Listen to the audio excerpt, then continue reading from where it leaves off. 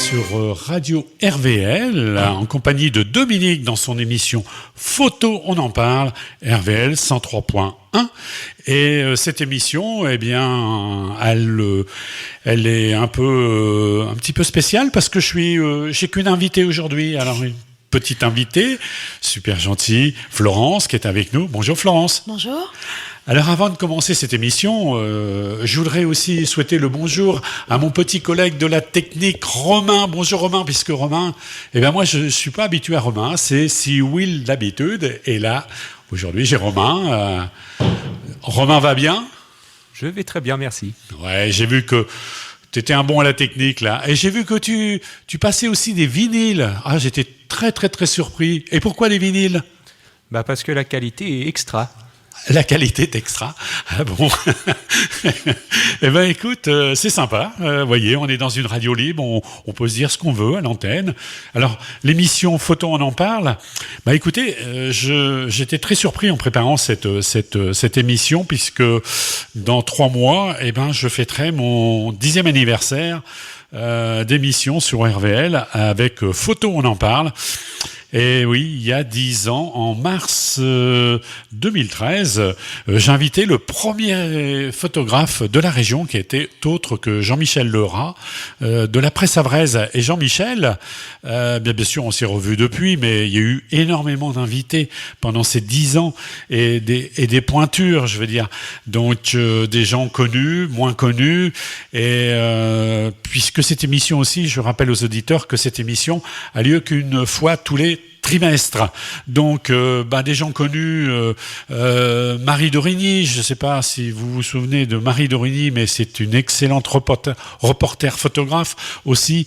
Michel Charton, par exemple. Michel Charton qui était de l'autre côté de l'eau, de Saint-Aubin-sur-Mer, avec son photoclub. Olivier Richard aussi et Charles Mallard du Havre. Daniel Lemarchand, Philippe Mauger, Laurent Courceau, Denis Grisel, Christian Roquet, Peggy Maréchal qui est de Fécamp, Pierre Olingue de Rouen et Olivier Mériel, Gaël Turine des pointures de la photographie, et puis aussi des associations comme Zoom en scène ou L'Œil du Hareng aussi que j'ai invité en début d'année. Voilà un petit peu tout ce petit monde qui a fait vivre la passion, notre passion, la photographie. Et merci à RVL, j'en profite pour les remercier, les responsables, parce que 10 ans à parler de photographie, avoir des retombées, je trouve que c'est plutôt sympa. Et j'invite bon nombre de gens à parler de leur passion. Et puis aujourd'hui, c'est un clin d'œil un peu spécial, puisque c'est une dame. Là, jusque-là, rien d'anormal. Mais cette dame, en plus, elle est photographe, mais en plus, elle est matelot.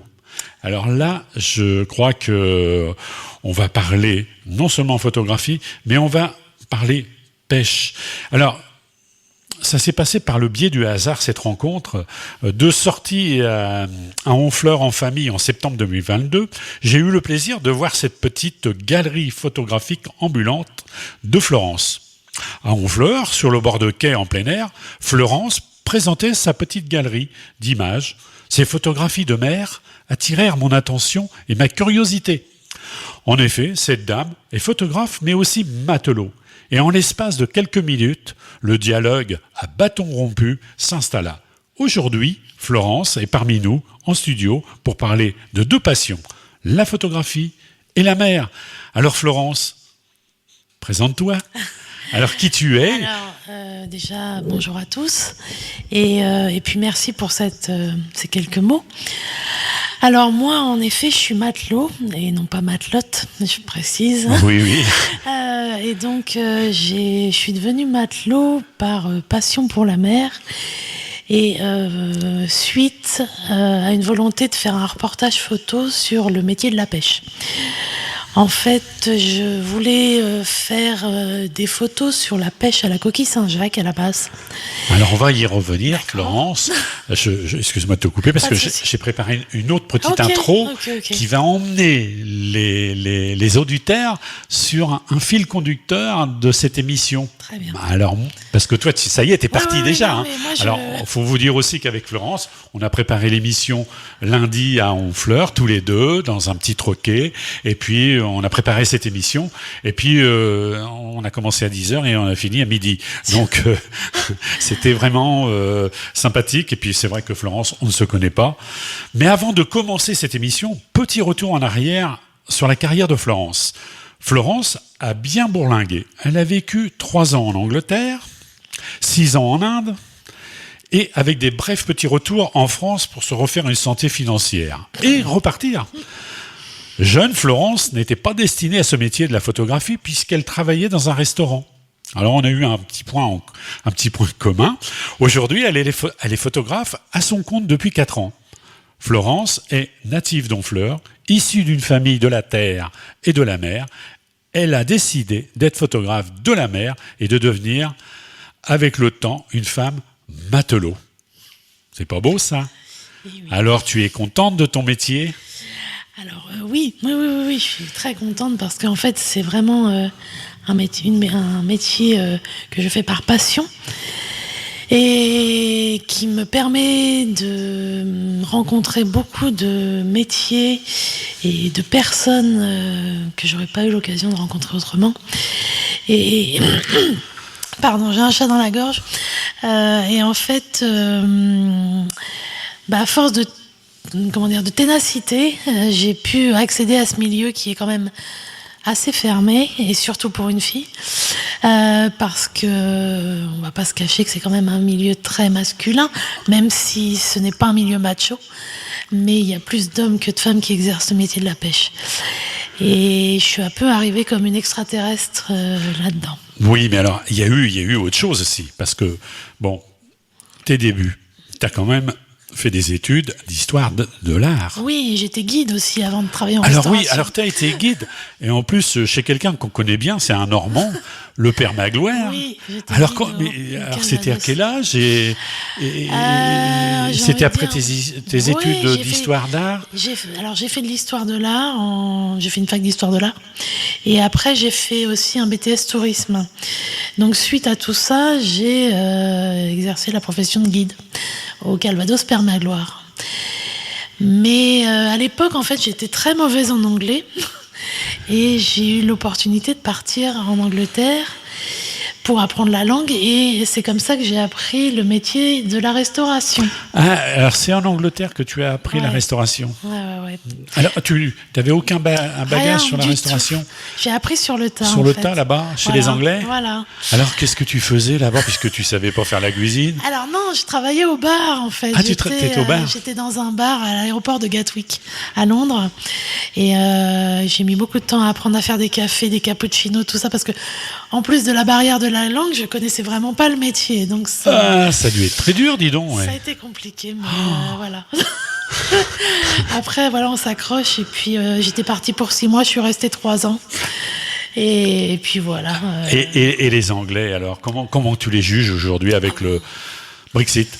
Alors, tu te dis, ils vont s'en sortir ou pas? J'en sais rien. Tu sais pas. Vraiment, je pense que c'est très compliqué pour eux. Mais la mentalité anglaise, tu connais 3 ans en Angleterre, je mentalité. connais. Moi, ce que j'ai aimé en Angleterre à l'époque, en tout cas, ça fait quand même quelques années maintenant, mais c'était le melting pot culturel qu'on avait en Angleterre. Moi, je travaillais plus avec des étrangers qu'avec des Anglais pure souche, j'ai envie de dire.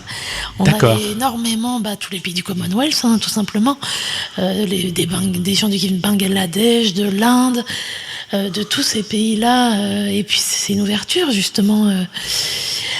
Après, l'anglais type, c'est autre chose. On a l'image d'Épinal du français qui râle tout le temps. On a l'anglais qui va au pub, par exemple. Qui va au pub, par au pub. exemple. Ah oui, tous les soirs. Le Ouais. pub, les matchs de foot et la reine font partie des piliers de l'Angleterre. Ah quand oui, même. alors là, on critique pas. Enfin, Là. maintenant, la reine, malheureusement, est partie, mais maintenant, ça va être le roi. Donc là, on va pas critiquer, hein, Non, parce que non, là. pas du tout. Et puis, juste après la pause musicale que Romain nous a préparée, on parlera de l'Inde aussi. Oui. Et des photographies, puisque c'est pas une émission sur la restauration, Non, non. quoique j'ai déjà invité des dames qui faisaient de la restauration et qui faisaient des photos de leurs plats cuisinés. C'est quand même assez sympa. Romain, qu'est-ce que tu nous proposes en pause musicale ? Alors, je vous propose Angoune qui reprend le titre Une île de Serge Lama, Qu'a choisi Florence. Qu'a choisi Florence, et donc un titre de Serge Lama qui est sorti dans les années 60.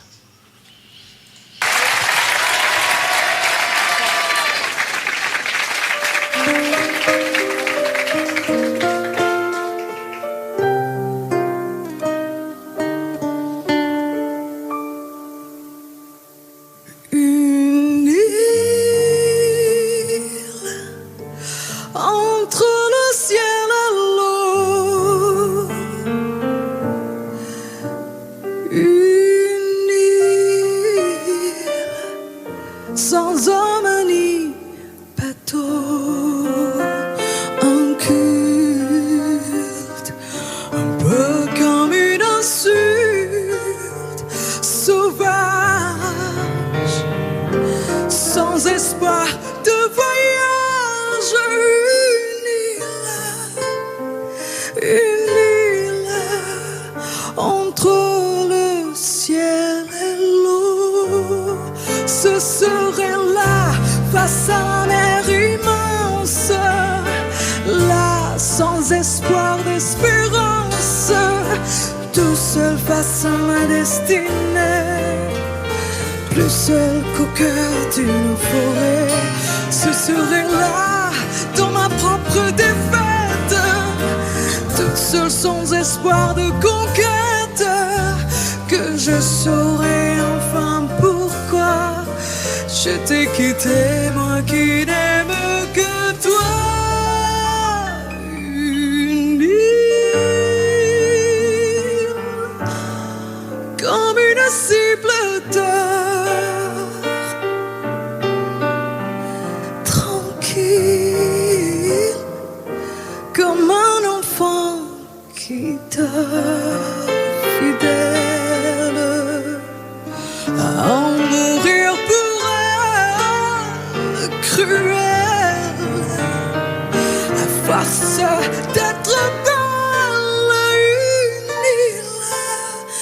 Une île comme un enfant qui dort, ce serait là face à la mer immense, là pour venger mes vengeances, toute seule avec mes souvenirs, plus seule qu'au moment de mourir. Ce serait là au cœur de Sainte-Hélène, sans joie mais sans amour mais sans haine, que je saurais enfin pourquoi je t'ai quitté, moi qui n'aime que toi. Une île entre le ciel et l'eau,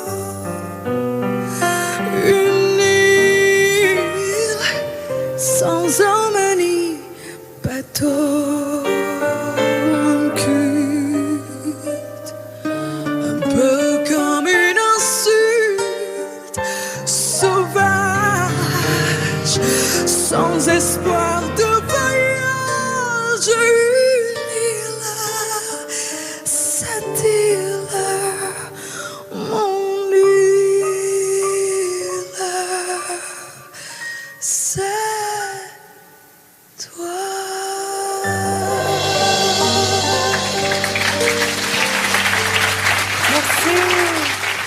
Et oui, vous êtes toujours sur Radio RVL, Radio Vallée de la Lézarde, dans les 103.1, dans l'émission Photo, on en parle avec Dominique et son invité Florence Leviel. Je prononce bien Leviel, c'est ça, parce qu'il y a un S à la fin et il y a un I aussi avant le L. Donc, faut faire attention. Et Florence, elle est photographe et matelot. Donc, on n'est pas encore tout à fait rentré dans le vif du sujet, mais on y arrive tout doucement. Florence nous a nous a parlé un tout petit peu de l'Angleterre, mais je crois que ce qui lui tient plus à cœur, c'est l'Inde.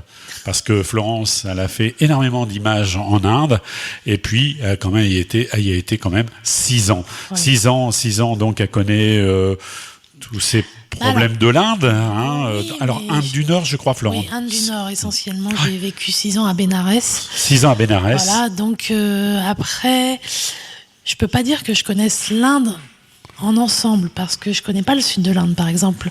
Mais tout ce qui est nord de l'Inde, je connais assez bien. Et je crois qu'il faudrait plusieurs vies pour connaître l'Inde, de toute façon. Mais oui, en fait, c'est grâce à l'Angleterre que je suis arrivée en Inde. Parce que je travaillais avec des gens qui étaient originaires du Bangladesh et qui m'ont conseillé d'aller faire des photos en Inde. Alors, oui, mais alors, t'étais pas photographe? Si, j'ai toujours fait de la photo. En fait, Ah, t'as toujours fait de la photo. J'ai grandi dans la photo puisque ma grand-mère était photographe. Oui, tu m'en as parlé. Mais j'en vivais pas, en fait. Je faisais pas ça professionnellement. Mais j'ai toujours pratiqué la photo, oui. Et du coup, comme j'avais de plus en plus cette envie de devenir professionnelle, je me suis dit, allez, on va essayer de faire quelque chose là-bas. Et donc je suis partie à l'aventure en ayant aucune connaissance sur la culture indienne, parce que je voulais volontairement rentrer en immersion dans quelque chose dont je n'avais aucune connaissance, pour être pas influencée par quoi que ce soit et vraiment vivre une expérience personnelle. Et en fait, au début, quand je suis arrivée, ça a été la cata, c'est-à-dire qu'il y avait tellement un choc culturel qui était là que j'ai détesté, et je me suis dit, mais qu'est-ce que je suis venue foutre dans ce bazar? Et en fait, ça s'est inversé. Et après, t'as dû rencontrer des sacrés problèmes, parce que moi, j'y suis allé à titre de touriste là-bas. En titre de touriste, et puis là moi j'étais véhiculé, les hôtels, on m'a dit bon, c'est dans cet hôtel là, mais vous mangez pas n'importe où et n'importe quoi, on surveille surtout l'alimentation. Mais toi, t'as fait comment? Parce que là, te loger, te nourrir. Alors, j'ai toujours voyagé seule, moi, de toute façon, avec mon petit guide sous le bras, et puis me débrouiller. Enfin, j'ai plutôt toujours eu l'envie d'aventure, quelque part. Et puis, j'étais pas vraiment seule, puisque j'avais mes fameux amis du Bangladesh qui m'avaient dit, si t'as un problème, nous, on sera au Bangladesh. Alors, c'est vrai que quand on dit ça en France, ça paraît dingue, mais c'est pas très loin de là où j'allais. Donc, et en fait, heureusement qu'ils étaient là, parce que c'est eux qui m'ont permis de décoder les codes de la façon de fonctionner en Inde. Parce que je comprenais pas... ne serait-ce que la gestuelle, on n'a pas du tout les mêmes écritures, la même langue, on n'a pas les mêmes codes, il n'y a rien. Cette histoire de caste aussi. Alors oui, mais ça compliqué, c'est juste lié à la religion hindoue. Oui, donc c'est compliqué, parce que la c'est très compliqué. majorité, c'est à 70% peut-être, ou majorité hindoue quand même. Hein. Oui, oui. Donc, Oui, non, mais ça fait vraiment partie de la société indienne. Et moi, je suis arrivée à Calcutta au début. Et là, ça a été une catastrophe. Et du coup, j'ai fait une sorte de répulsion à la ville. Et comme je ne pouvais pas aller au Bangladesh aussitôt, je me suis dit, je vais partir à Darjeeling. C'était une ville bouddhiste. Et je me suis dit, ça va aller mieux. Et puis, on verra bien après. J'irai au Bangladesh voir mes potes pour voir comment ça se passe. Comment je peux m'adapter à la société. Et effectivement, j'ai bien fait d'aller à Darjeeling, parce que c'est vrai que les villes bouddhistes sont beaucoup plus calmes que les villes hindoues. Il y a cette tranquillité qui est typique de la religion bouddhiste et qui fait un bien fou, contrairement à la ville hindoue qui bouillonne de partout, en fait. Et puis où on n'a aucun repère, parce que c'est une religion polythéiste. Nous, on est quand même dans des milieux monothéistes, et rien que ça change la façon d'envisager la vie. Donc bon. Mais je voulais aller jusqu'au bout de l'expérience, de toute façon. Mais là, tu faisais des images. Ouais. Oui. Ouais. Alors, tes images, excuse-moi, mais tu en faisais quoi? Je savais pas ce que j'allais en faire. Tu étais en numérique. J'étais en numérique, donc tu pouvais engranger beaucoup d'images. Ouais, c'est mais l'avantage. la technique sur place, T'avais des moyens pour avoir des accès ou pour... Non, en fait, à la base, j'étais les partie gens, de moi. Les gens, ils te regardaient peut-être... Ça allait, parce qu'il y a quand même pas mal de touristes en Inde. Oui, mais justement, il faut éviter de passer pour un touriste. Oui. C'est surtout ça. Alors ça, c'est grâce à mes amis du Bangladesh que j'ai réussi à me fondre dans la masse. Parce qu'au début, je comprenais pas, comme vous dites, les regards qui se posent, surtout en tant que fille, même si j'avais des tenues tout à fait correctes, mais il y a ce regard continuellement sur nous.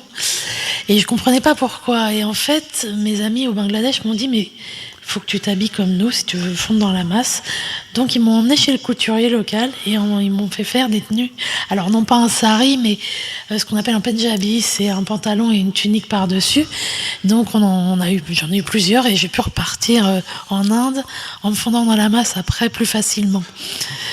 Mais je savais une chose, c'est que quand j'allais revenir en Inde, je ne voulais absolument pas aller à Calcutta, mais je voulais surtout aller à Bénarès. Je ne savais pas pourquoi, mais c'était une ville dont j'avais dû entendre parler et qui, dans mon inconscient, m'appelait. Et en fait, quand je suis arrivée, j'ai compris pourquoi, parce que j'ai vraiment eu un coup de foudre pour cette ville. Ah, oui. Et c'est pas forcément évident parce que c'est quand même la ville de la mort. Oui. Pour les hindous, c'est là où on doit mourir et se faire incinérer. Incinéré. Donc pour beaucoup d'occidentaux, fleuve. c'est très compliqué d'être à Bénarès, mais moi, ça n'a pas du tout été ça. Ça a été cette vision du Gange et du lever du soleil sur le Gange qui m'a envoûtée à la base. Vraiment, ça a été ça. Donc là, toujours photographie. Donc tu as dû engranger beaucoup d'images. Comment tu Énormément, faisais ouais. pour j'avais- véhiculer tes images? En fait, Tu avais un ordinateur portable, Non. disque dur, etc. J'avais non vraiment emmené plusieurs cartes SD D'accord. pour éviter d'avoir À faire des manipulations. Voilà, j'en ai malheureusement fait. Et j'ai perdu beaucoup de photos parce que il n'y a pas d'antivirus en Inde. Je ne sais pas trop où je suis allée dans les mauvais endroits. Et du coup, j'avais bien fait d'emmener un stock de cartes et de travailler après chez moi. Parce que j'avais pas emmené, au premier voyage, j'avais pas emmené d'ordinateur. Après, ça j'ai fait autrement. Mais au premier voyage, j'avais vraiment pas de matériel. Alors là, c'est une grande expérience quand même, Ouais. parce que là, est-ce que tu parles un petit peu la langue ou... Je la comprends. Tu la comprends? Mais je dis quelques phrases, mais je veux pas dire. Je peux pas D'accord. tenir une conversation. Mais là-bas, en anglais, tu pouvais aussi Oui, te oui, débrouiller oui. aussi. Et tiens, une question qui me vient à l'esprit. Est-ce que quand tu disais que tu étais française, ils pensaient quoi de nous, ces gens-là? Parce que toi, tu les as fréquentés pendant 6 ans. Alors, on est un peuple sympa, pas sympa, exigeant. en fait, La moi, plupart des Français sont...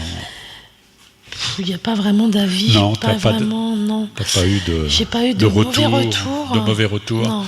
Non. Ils ont du mal à concevoir notre façon de vivre, en fait. Parce que eux, ils vivent autour de la famille. Oui. Ne serait-ce que les personnes âgées vivent jusqu'à leur dernier souffle dans la famille. Eux, notre système d'EHPAD, eux, ils ne comprennent pas du tout.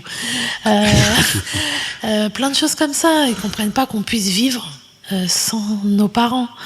Qu'on vive tout seul dans un appartement, ça leur paraît complètement inconcevable. Mais à côté de ça, non, j'ai pas vraiment eu de mauvais retours de critiques. Mais non. Non. Après, moi, j'ai été surtout avec les brahmanes. Alors, la caste la plus haute, ça, c'est une chose, mais surtout, ce sont des religieux. Et donc, en tant que religieux, pour eux, leur mère, c'est l'Inde. Donc, ils ne conçoivent pas partir en dehors. Donc, voilà. Mais 6 ans en Inde, je suis très technique. Tu fais comment financièrement? Tu revenais un petit peu oui, en France, je revenais tu quelques travaillais mois, un peu, c'est ça. Comment tu t'organisais? Alors, en fait, le niveau de vie en Inde est vraiment Très bas. très, très bas. Par exemple, pour avoir un ordre d'idée, quand j'étais étudiante, parce que je me suis inscrite à la fac de Bénarès pour, d'une part, avoir un visa pour une année et pour essayer d'apprendre la langue, justement. Et j'avais le droit, en étant étudiante, d'avoir un appartement. Donc j'ai loué un appartement Et mon loyer était de 50 € par mois. Donc c'est vrai que C'est rien du c'est tout pas pour nous, quoi. grand-chose. Enfin, c'est Et- pas le grand luxe non plus, hein, je pense Non, pas. franchement, c'était tout à fait correct. Ah oui. J'avais ma chambre, une salle, une cuisine, une salle de bain. Ah, d'accord. Ça suffit.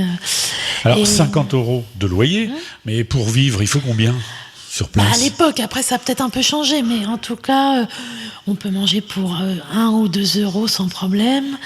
Voilà, après pour vivre, j'ai envie T'avais de un dire, budget, on un va petit dire- budget, quoi. non mais même pour vivre correctement avec 500 € par mois, ça suffit. Combien 500 par mois. 500 € par ouais, mois. ouais, on est bien. J'avais même une masseuse qui venait pour ce prix-là.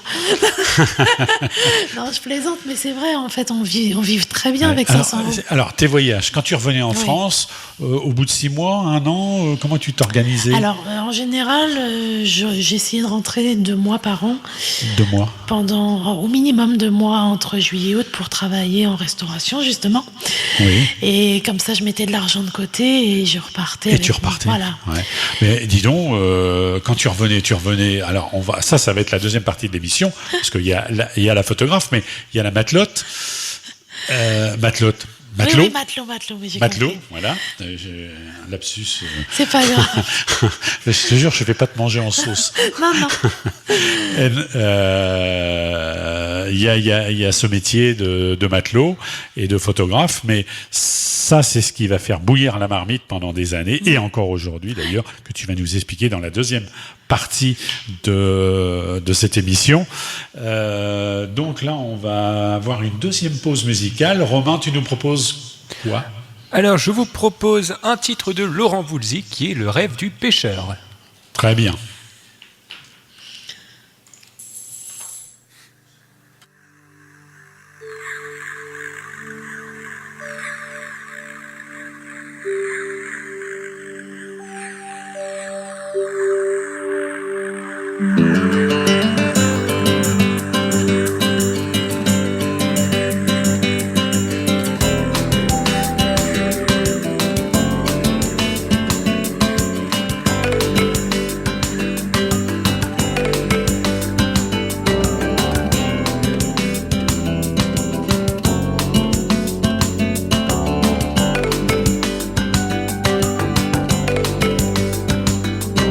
J'ai un rêve, le rêve que j'ai, tout le monde le fait. Je rêve d'eau, mais d'océan, à l'océan, au sud des vivres de pêche. Mais les rêves, on les empêche. Jeter dans l'eau, jeter des filets dans l'eau. Un bateau,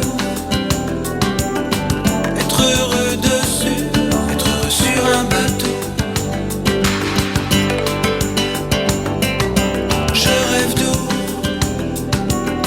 mais d'océan, à l'océan. Pêcher des poissons dedans. Pêcher, pêcher, ici c'est faire des péchés. Avoir le cœur empêché, faire mal. Pêcher, là-bas, ce n'est que pêcher. Levant les poissons moqueurs de bon cœur. Poupou, poupou, poupou. Pêcheur.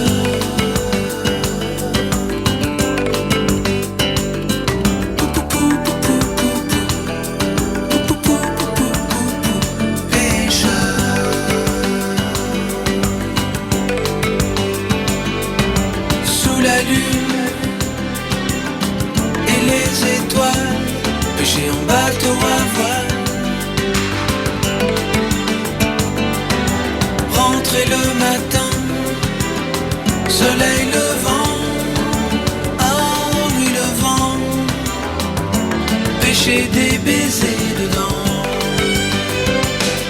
Pêcher,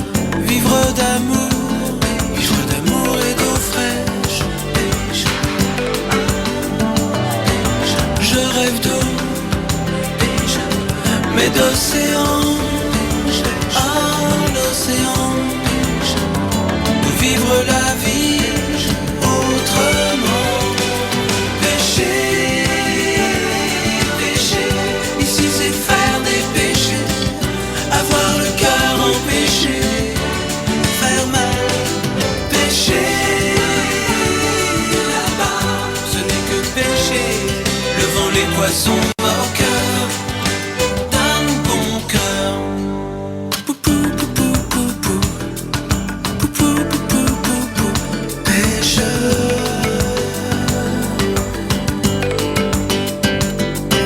Poupou, poupou, poupou. Poupou, poupou, poupou. Pêcheur.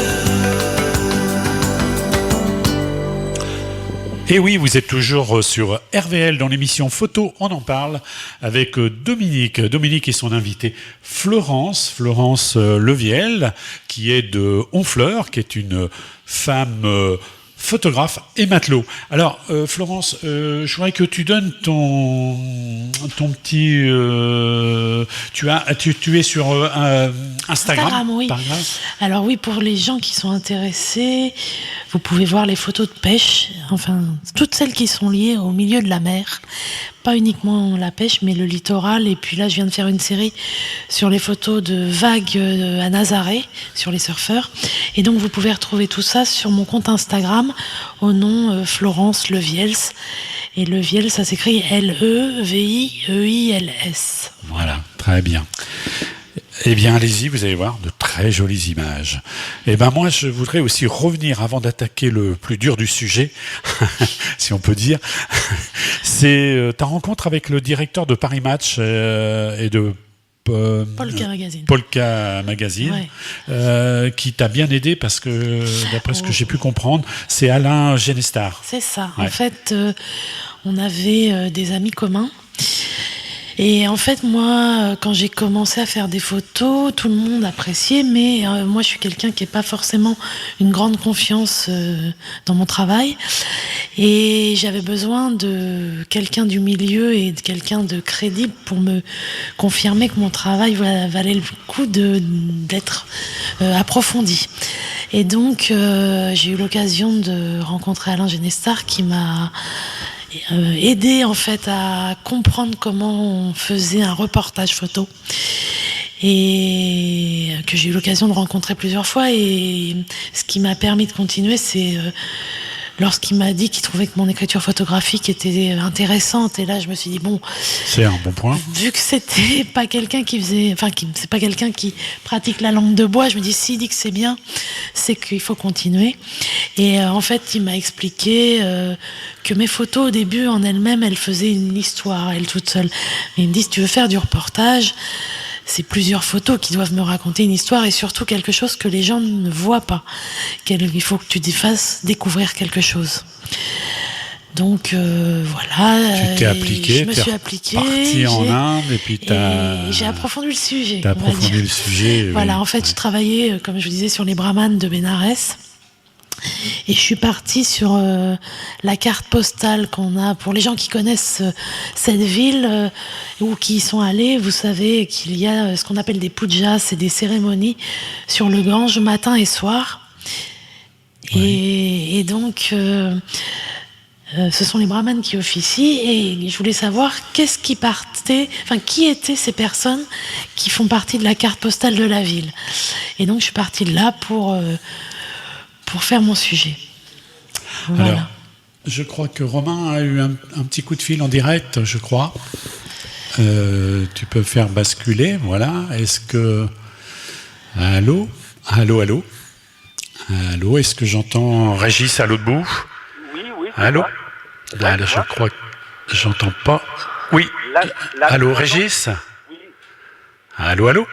Oui, alors j'ai un petit problème pour te recevoir. Alors est-ce que j'ai le bon casque? Je sais pas. Est-ce que toi, Romain, tu as Régis en ligne? Toi, tu l'as? Est-ce que tu l'entends? Moi, je t'entends. Moi, je t'entends. Si, je l'entends, moi. Alors attends, je vais enlever mon casque, voilà. Et je vais t'entendre au haut-parleur. Régis, t'es là? Oui, je suis là. Allô? Allô, oui, je suis là. Oui, alors je crois t'entendre, mais je suis pas sûr. Oui, et je suis toujours là. Ah, t'es toujours là. Bon, alors, Oui. ce qu'on va faire, on va être très bref, parce que là, j'arrive pas à t'avoir comme je voudrais avec le casque, donc ça passe dans les haut-parleurs, mais j'ai quelques petits soucis. Régis, tu exposes en ce moment à Fécamp. À Fécamp, oui. Et tu pourrais nous dire où tu exposes à Fécamp, parce que tu es un habitué aussi de la radio RVL. Est-ce que tu peux nous dire où tu exposes à Fécamp? Alors c'est au restaurant La Boucane, c'est au Grand Quai, sur le Grand Quai, à Fécamp, donc voilà, et l'expo c'est tout le mois de décembre et tout le mois de février. Donc il y a 70 photos, c'est des photos de voyage. D'accord. Ah oui, parce que tu as présenté il n'y a pas longtemps une exposition au CNIL de Grainville Immobile sur le voyage, mais est-ce que c'est la même exposition ou un complément? Il y a quelques photos de Grainville Immobile, du Chenil, mais il y a d'autres photos, notamment la Namibie, l'Islande et le Mexique. Parce que là, nous revenons du Mexique et il y a eu pas mal de photos de fêtes là-bas. D'accord. Est-ce que tu peux nous rappeler où c'est la Boucane? Alors la Boucane, c'est sur le Grand Quai, c'est sur le port à Fécamp. Faut traverser la passerelle de l'Écluse et vous arrivez sur le Grand Quai. Et voilà, quoi, c'est un grand restaurant on voit les estacades, on voit les phares, on voit le port et tout. Alors, les jours et les horaires d'ouverture, Régis?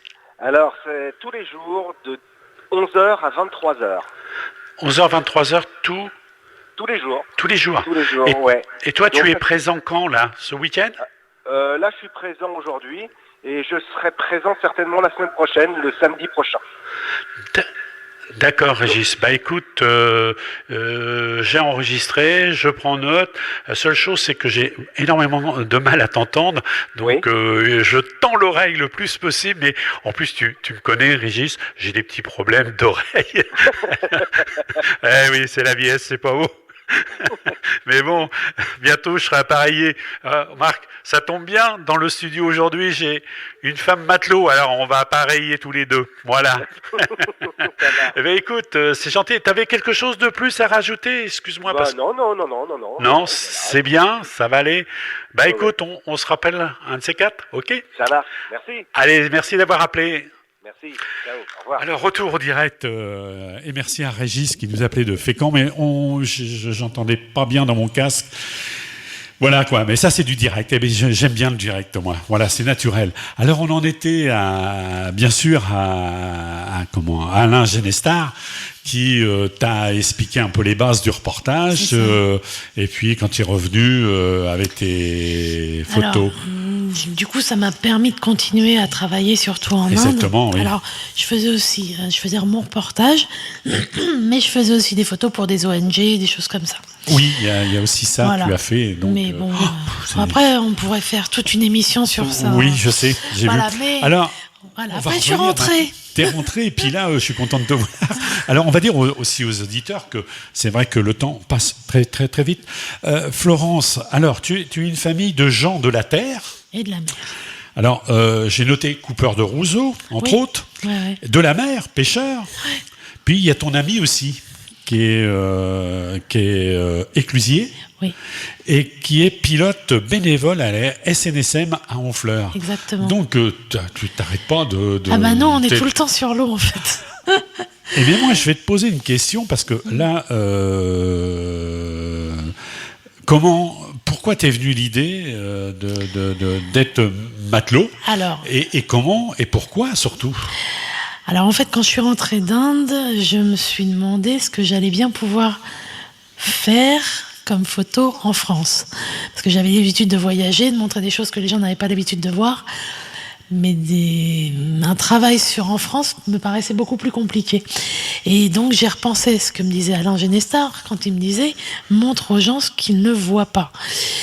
Et fais ce que tu aimes et t'es pas obligé d'aller à l'autre bout du monde pour montrer des choses. Alors j'ai réfléchi.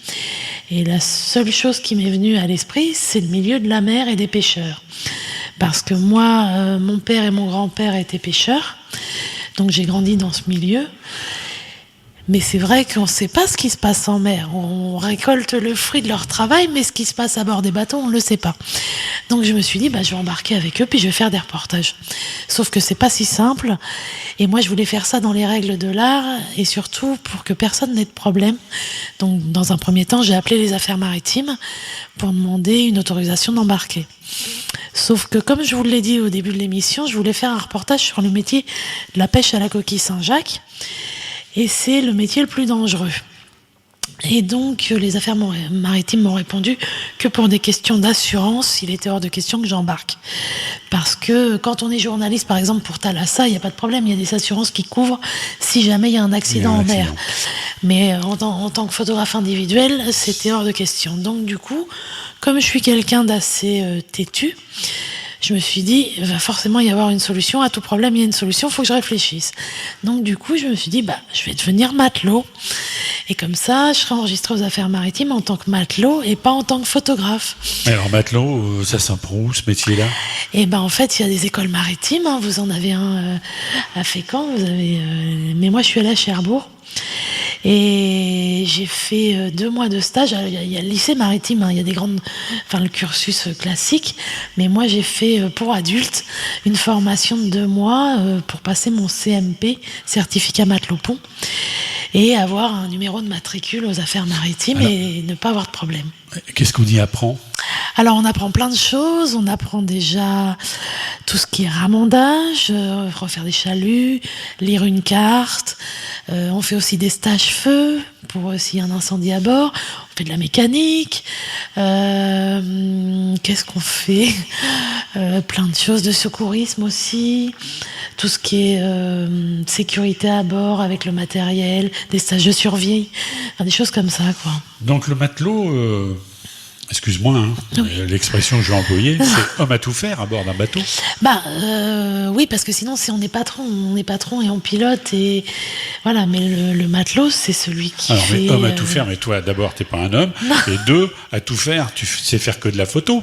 Mais et oui. c'est surtout pour ça que, tu voulais être matelot. Mais ça t'a pris combien de temps pour être matelot? 2 mois. 2 mois, pas plus. 2 mois.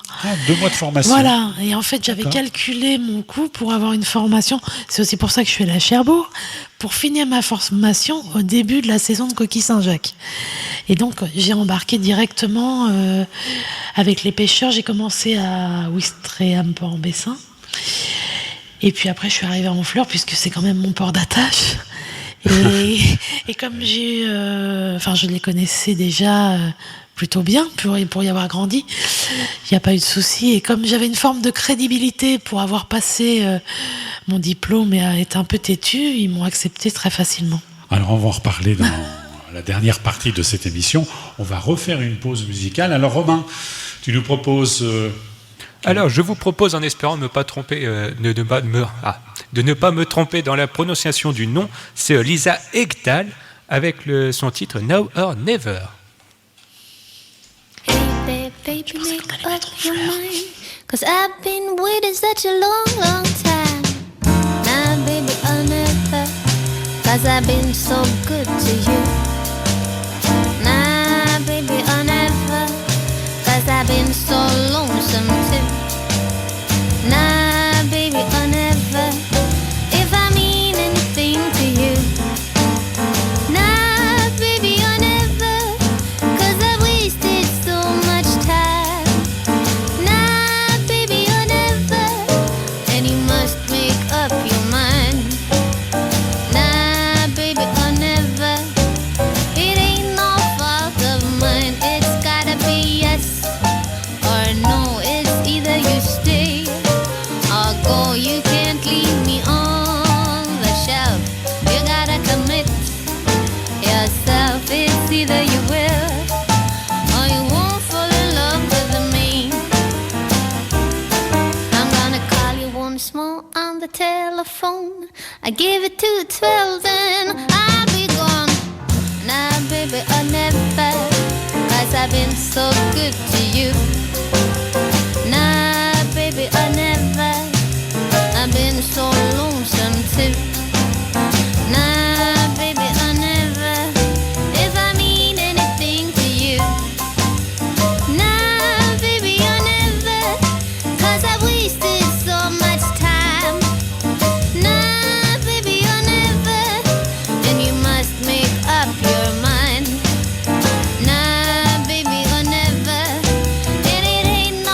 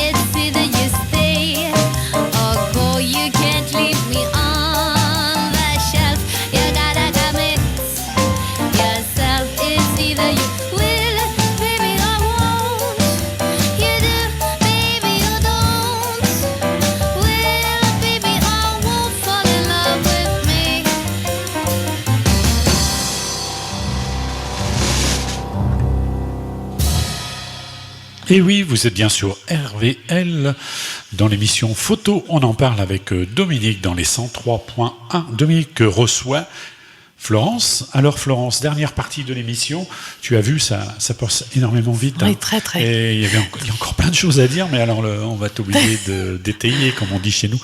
Et alors, ta première pêche en tant que femme matelot, photographe, c'était quoi? C'était à Port-en-Bessin. Et en fait, j'ai volontairement été avec des collègues d'école et de formation pour ma première pêche, pour me mettre un pied à l'étrier, pas me jeter tout de suite dans le grand bain et voir comment ça se passait. Alors forcément, ça a été chaotique, au-delà des conditions météo, parce qu'en plus, ce jour-là, on a vraiment eu de la tempête. J'ai vu les images. Ouais. Est-ce qu'on peut les voir sur Internet? Oui, il y en a quelques-unes sur mon site Instagram. Ton Instagram. Ouais. Et en fait, vous verrez, ce sont des photos en noir et blanc, mais qui sont en couleur en réalité. Et donc, oui, j'ai donné au manger aux poissons, tout ça. Enfin, c'était très sympa. Ah oui. Mais... Oui, j'ai été chahuté. Et quand c'est comme ça, tu avais emmené quoi comme matériel? Mon appareil photo et puis un gilet de sauvetage. Mais t'as fait attention quand même, parce que les vagues... Mais je fais toujours attention, parce que moi, j'ai pas de caisson étanche. Ça coûte très cher et ça aime pas l'eau de mer, le matériel. Non. C'est sûr que le sel, ça attaque, mais j'ai la chance... T'avais pas réduit un peu la voilure Non, au niveau matériel pour faire ton premier reportage? Non, je pars toujours avec juste un boîtier et un objectif. Après, parfois, c'est problématique parce que... Voilà. Ouais. Mais je peux pas me permettre de changer au fur et à mesure de la marée, parce que s'il suffit qu'il y ait une vague ou quelque chose, donc voilà, on part avec le minimum et puis je vois ce qui se passe, quoi. Alors est-ce que les messieurs ont été à tes petits soins pendant cette bizarrement oui. Oui. Bizarrement, pourquoi bizarrement? Non, ils sont pas si machos. Ils ont leur boulot et puis oui, non, mais ça, je les laisse. Je les laisse travailler. Je respecte énormément leur travail. C'est pour ça d'ailleurs que je les photographie. Et une journée de pêche à la coquille Saint-Jacques, c'est combien de temps et combien de poids? Ça dépend de plein de choses. Ça dépend de la zone de pêche où on est. Ça peut être quelques heures, comme ça peut être 48 heures. Voilà, on sait à l'avance, bien sûr. Je pars pas à l'aventure complètement. Mais j'ai fait 48 heures déjà en mer et voilà, ça s'est bien passé. Je suis revenue, je suis encore là, donc tout va bien. Et puis c'est un monde vraiment qui est intéressant à observer. Mais comme moi, je les laisse travailler, je fais en sorte de vraiment ne pas les déranger. Il y a une forme de respect. Et puis, comme je connais un peu le métier par la formation que j'ai fait, je sais ce qu'il faut ou ne pas faire.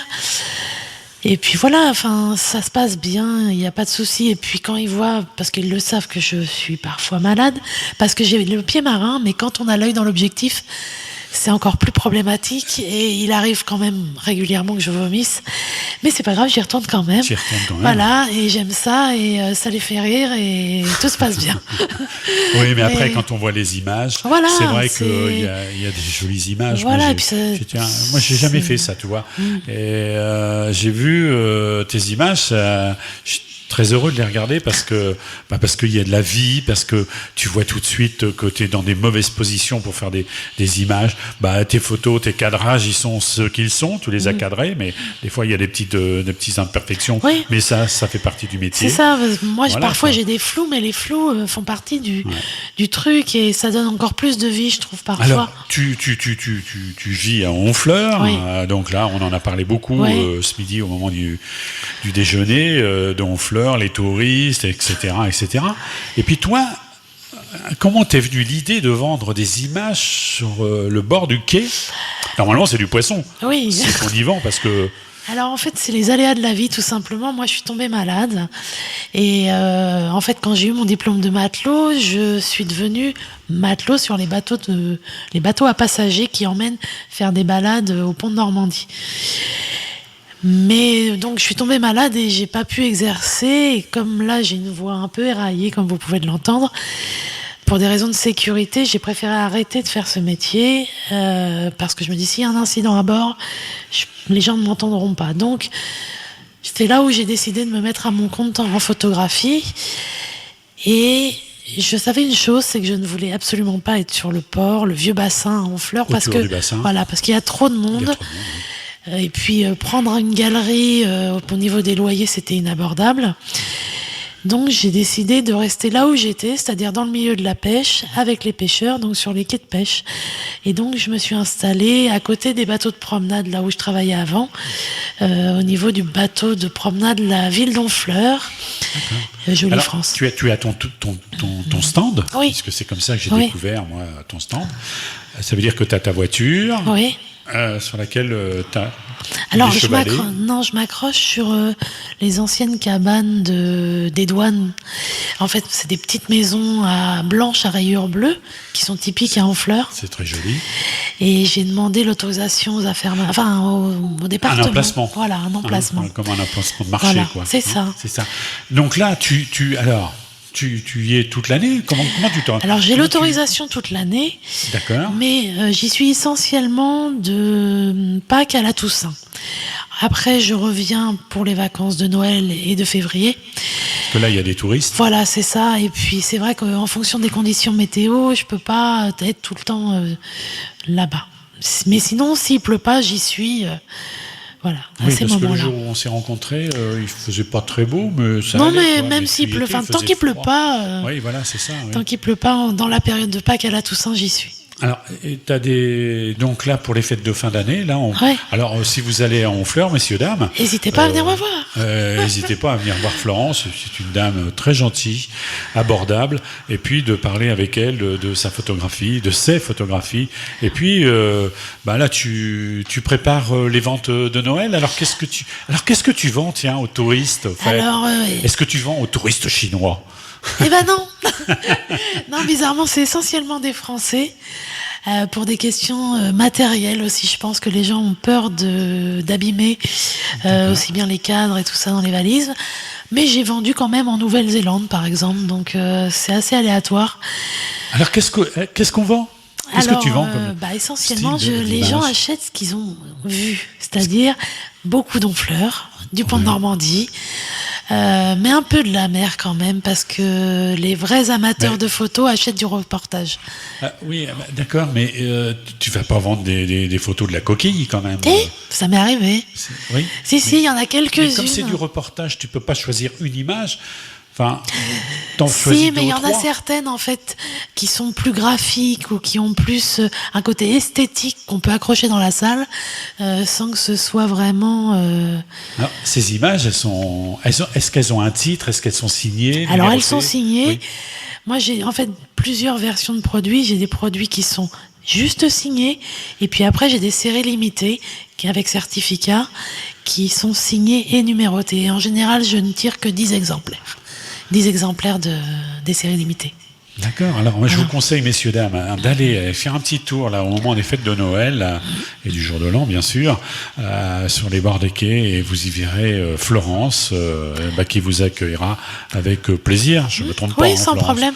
Oui. Elle vous C'est mettra pas juste au à côté du au bassin. restaurant L'Absinthe, si vous cherchez. À côté du restaurant. En face du restaurant L'Absinthe et à côté du parking du Ah oui, centre. je saurais Parce y qu'il y a retourner, plusieurs quais oui. en fleurs, donc voilà. Alors, entre la crevette et la coquille. Voilà.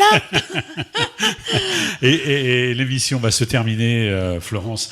Vraiment désolé, mais Il y a pas de il y souci. avait encore plein de choses à aborder avec toi, et je pense que ça sera l'occasion de se revoir ici autour de ce micro, parce qu'en plus, alors. Tes projets, c'est quoi là pour l'instant? Alors j'ai postulé là pour un festival à Guilvinec en Bretagne sur le thème l'homme et la mer.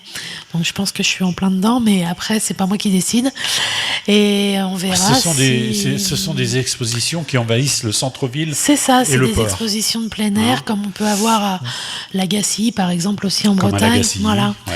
Et donc c'est des expositions en ville et pendant tout l'été. Voilà. On verra si ça se fait ou pas. Alors dans tes cartons, je sais, mais là on va pas tout dévoiler, on va pas avoir le temps, mais juste une petite ébauche. T'as une élaboration aussi de projet de prise de vue en hommage à Anita Conti, Oui. qui était une grande photographe de la mer. Oui. Et alors ça pourrait être le Tour de France En pêche. fait, oui, j'aimerais, si c'est possible, on verra, faire un tour de France, mais pour l'instant métropolitaine et après peut-être les Outre-mer, sur les différentes techniques de pêche et les différentes pêches qu'on peut avoir en métropole et dans les Outre-mer. On verra. C'est un Alors ça, projet qui est assez des conséquent. projets assez Ouais. très lourds à gérer, Ouais, quoi, ouais. parce que en plus il faut entre deux faire bouillir la marmite, comme on C'est disait ça. aussi. Il faut aller faire les prises C'est de là vue le problème. et puis revenir vendre. Mais bon, il y a quelques mois dans l'année où tu peux Oui, t'échapper oui, aussi. oui. Là, je dois partir en Bretagne faire des pêches au casier et au pélagique, ce qui sont pas ici trop attirants. Alors c'est quoi le pélagie? C'est un chalut particulier. C'est un chalut. Voilà. Ouais. Donc, on te verra peut-être un jour dans une émission à Thalassa, comme On verra bien. une grande photographe de Honfleur. Ce qui avec doit la arriver mer. arrivera ou pas, on verra. Oui, mais Et c'est tout le mal que je me souhaite. mais t'as raison. L'autocongratulation, et ces heures arrivent à grands pas. Et je voulais rajouter un petit quelque chose, mais voilà, ça y est, j'ai perdu le fil. C'est pas bien grave. J'espère que tu as passé un bon moment avec Très, nous, très, et puis que les merci auditeurs beaucoup. ont appris des choses, et J'espère que la photographie, c'est pas seulement appuyer que sur un bouton, vous voyez. Non, c'est Voilà, une passion aujourd'hui, aussi. c'est une passion Et aussi. la faire passer aux gens aussi. Et la faire passer aux gens, oui. Ouais. Communiquer Et- des émotions. Ouais, et acheter des livres et acheter des photographies aux auteurs photographes parce qu'ils en ont besoin, parce que vous savez, c'est pas un métier où on gagne beaucoup d'argent. J'en sais quelque chose. Et voilà, quoi. Eh bien, écoutez, chers amis auditeurs, on va vous souhaiter de bonnes fêtes de fin d'année. Et puis, on va avoir quand même, en fin d'émission, Romain, une petite pensée pour Cyril, qui est au marché de Noël de Montivilliers. Bah oui, Hein, il travaille pour une fois. pour une fois, oui. On n'est pas gentil. Eh bien, chers amis de RVL, merci beaucoup pour nous avoir écoutés. Et puis, au plaisir, au mois de mars, pour le 10e anniversaire de cette émission Photo, on en parle. Alors, à très bientôt. Au revoir, Florence. Au revoir et puis merci.